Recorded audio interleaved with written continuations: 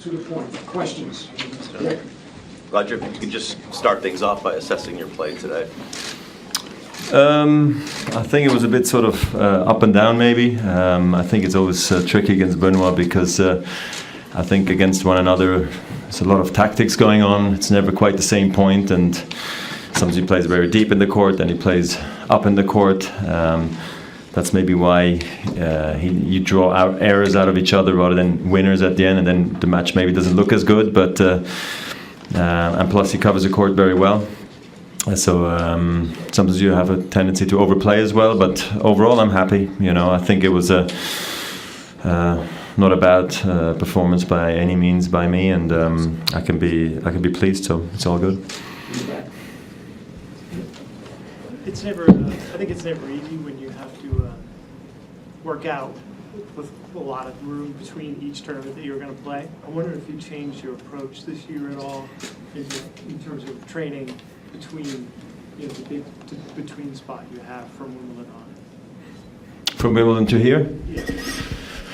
Compared to last year. Well, I mean, not that much. I think it all depends on how the grass court season, how tough it was this year. The grass court, in some ways, season was almost tougher than last year's, even though I ended up winning Wimbledon. I don't know, and Halle. I don't know. I guess did I win that? I forgot. But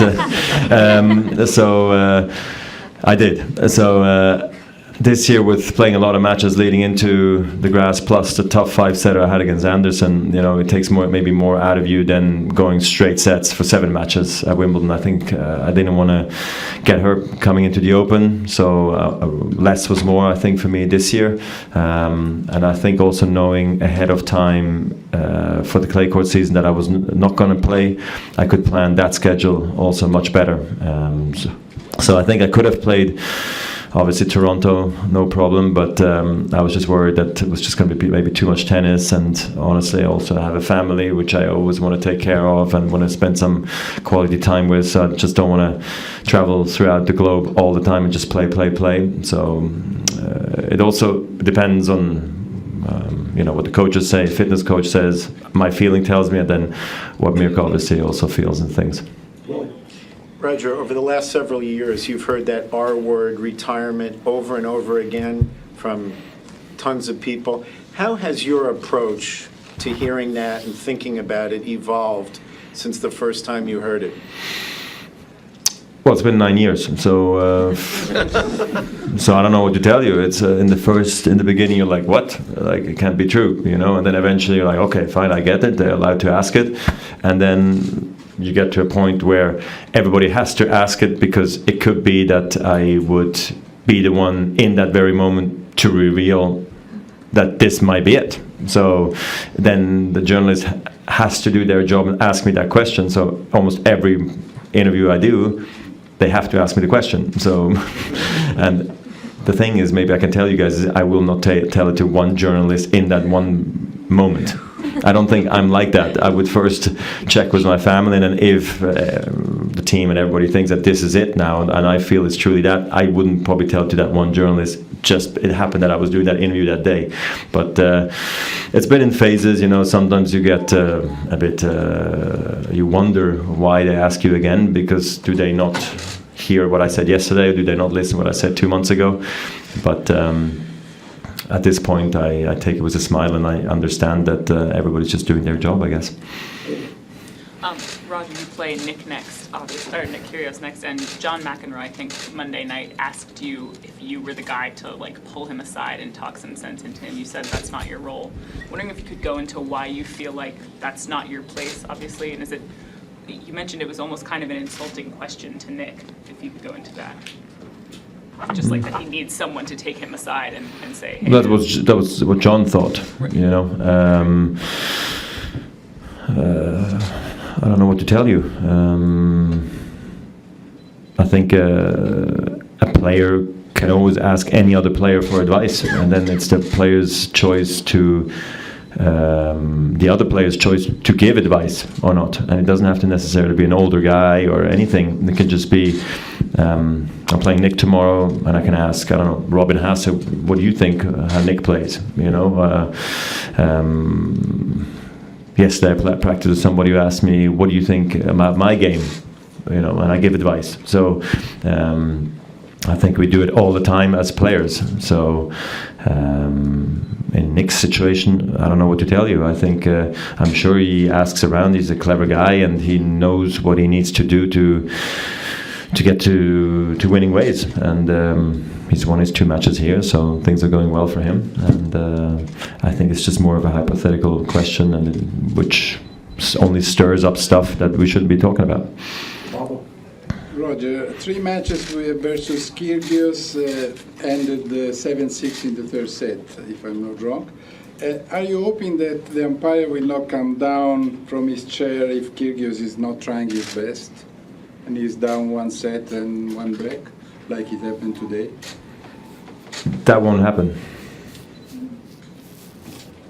What do you mean? Would you think it's going to happen again?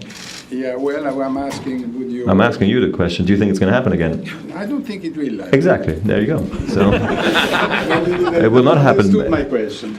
I understand your question. You understand my response. That it will not happen twice in a row. Okay. So I don't think that's the. What do you think then about what happened today? It's not the umpire's role Okay. to go down from the chair. But I get what he was trying to do. Yeah. But he behaves the way he behaves, and then you, as an umpire, take the decision on the chair. Do you like it or don't you like it? But you don't go and speak like that. In my opinion, I don't know what he said. I don't care what he said, but it was not just about how you're feeling. I'm not feeling so well, and go back up to the chair. It was there for too long. So it's a conversation, and conversations can change your mindset. It can be a physio, it can be a doctor, it can be an umpire for that matter. So that's why it won't happen again. I think everybody knows that.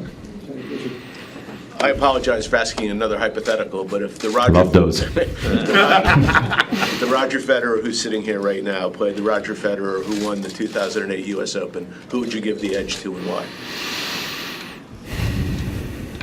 Well, I really hope that this guy would win today, just because I feel like I've improved many things over the years, and I'm a more complete player than I was back then. So I feel like the game has evolved as well, serving bigger. I don't know, it's just a different game today. So I always feel the next generation is always better than the past one. You know, yeah.